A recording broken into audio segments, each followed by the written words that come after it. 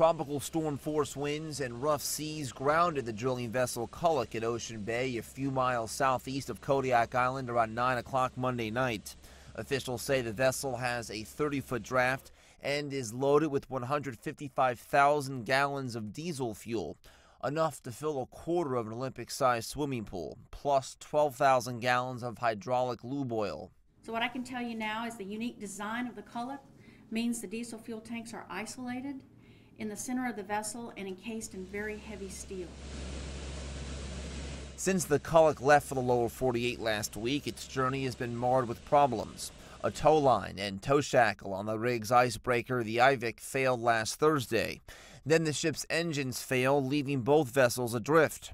Around 4:40 in the afternoon on New Year's Eve, the Ivik again lost its line with the Culloch, and the Coast Guard ordered the crew of the tug Alert to cast the rig free as the weather got worse. They gave us an opportunity in which to identify the least amount of impact the grounding would have in that area.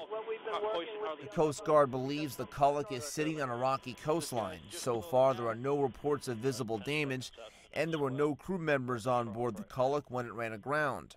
The Unified Command is working with the Department of Natural Resources to see what the potential impact is on the environment. It's posturing ourselves to respond to a pollution incident if one occurs. We have not received any reports of any type of pollution response, but at the same time, we want to make sure that we are ready to respond if needed.